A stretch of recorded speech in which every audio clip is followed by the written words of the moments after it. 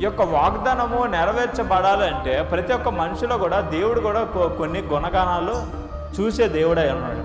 మలినమైన మనసు కలిగిన వారంగా, మలినమైన వ్యక్తిత్వం కలిగిన వారంగా మనం జీవిస్తూ దేవుని యొక్క ఆశీర్వాదాలు పొందుకోవాలంటే మనకి ఎన్నటికి కూడా సాధ్యం కాని పని. ఇంకా బాగా అర్థం అవ్వాలంటే ఇప్పుడు చేపల కూర వండుతారా, ఆ పాత్రలో పాలు మరగబెడతారేంటి? ఇరిగిపోతా. ఎందుకు ఇరిగిపోతాయి ఏంటి? చేప పాత్రలో ఈ యొక్క పాలు మరగబెట్టమంటే ఆ చేప నీసు కలిగినది కదండి.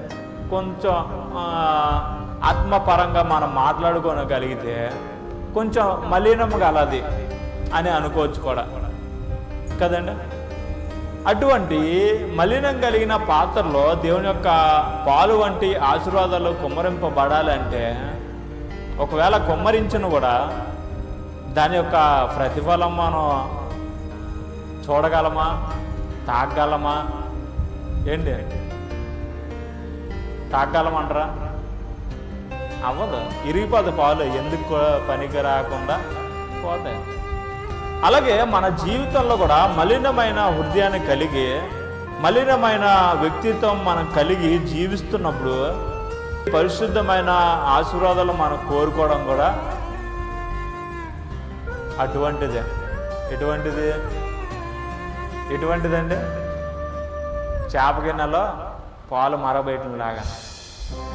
హల్లెలూయా. కాబట్టి మొదటగా మనం ఏం చేసుకోవాలా? మన యొక్క మలినమైన హృదయాన్ని మనం కనుక్కోవలసిన అవసరమైనది. దానికి తగ్గ గుణగాలన్నీ మనం అవలంబించుకుంటేనే దేవుని యొక్క ఆశీర్వాదాలన్నీ పొందుకోగలము.